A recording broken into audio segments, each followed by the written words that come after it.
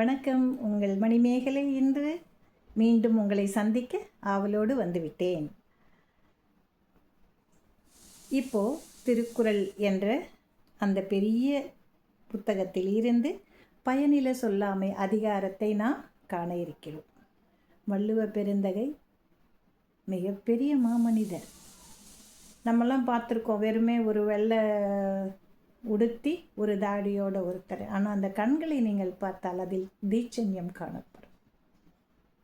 மிக எளிமையாக உங்களுக்கெல்லாம் தெரிஞ்சிருக்கும். அவர் சாப்பிடும்போது சாப்பாடு கூட சிந்தக்கூடாது. அந்த ஒரு பருக்கை இருந்தாலும் அதை என்ன பண்ணுவார், ஊசியில் குத்தி நத்தாங்கூட்டில் தண்ணி வச்சு அலசி அதை சாப்பிடுவார். ஏன்னா அந்த உணவிற்கு அவ்வளவு முக்கியத்துவம்.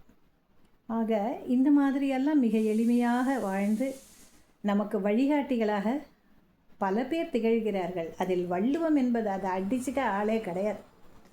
யாராலையும் அதை மாற்றவும் முடியாது. உலகம் முழுக்க, தமிழ்நாட்டுக்கு மட்டும் இல்லை, உலகம் முழுக்க இருக்கக்கூடிய மக்களுக்கு அப்படியே நச்சுன்னு பொருந்தக்கூடிய கருத்துக்களை எவ்வளோ அழகாக சொல்லியிருக்காரு பாருங்கள்.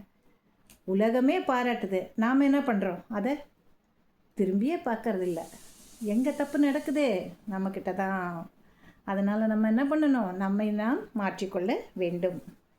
இப்போ 4வது குறளுக்கு நாம் போகலாம். போகலாமா? ரெடியா? எல்லாம் கவனிப்பீங்களா இல்லை கவனிக்கலையா? கொஞ்சோண்டு உங்கள் தூக்கத்துலேருந்து முழிச்சு பாருங்கள் என்னதான் சொல்லுதுன்னு. சரியா? நயன் சாரா நன்மையின் நீக்கும் பயன் சாரா பண்பே சொல் பல்லாரகத்து. நயன் சாரா நன்மையை நீக்கும் பயன் சாரா பண்பில் சொல் பல்லாரகத்து.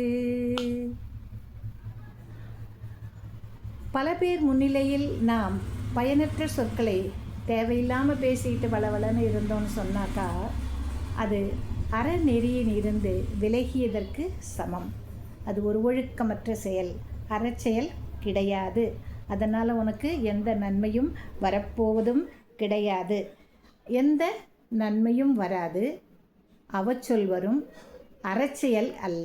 ஆக பயனில்லாத சொற்களை ஒரு சபையிலோ ஒரு கூட்டத்திலோ அல்லது நம் நண்பர்களுடனோ நாம் இருக்கும் பொழுது பேசினால் என்ன நடக்கும்? ஏதாவது நல்லது நடக்குமானா நல்லது நடக்காது. அது ஒரு அறச்செயலா என்றால் அது அறச்செயலும் கிடையாது. ஒழுக்கமா என்றால் ஒழுக்க பண்பும் கிடையாது. ஆக இத்தனை இல்லாமை, அதாவது ஒழுக்கமான செயல் கிடையாது, அறப்பண்பும் கிடையாது. அதனால் நமக்கு தீமையை தவிர நன்மையும் கிடையாது. ஆக இது 3 இருக்கிறதுனால பசங்களா, அட மனுஷங்களா, நீங்கள்லாம் என்ன பண்ணுறீங்க? பயனில்லாத சொற்களை அனாவசியமாக ஒரு கூட்டத்தில் போய் நின்றுக்கிட்டு பேசாதடா, முந்திரி கொட்டைத்தனத்தெல்லாம் மூட்டை கட்டி வச்சுட்டு அறிவாளியாக நீ இருக்க பழகு அப்படின்னு அழகாக நம்ம தலையில் ஒரு குட்டி சொல்கிறாரு. சரியா? நாளைக்கு அடுத்த குறளில் நாம் சந்திக்கலாம். நன்றியுடன் இன்று விடை பெறுகிறேன். உங்கள் மணிமேகலை.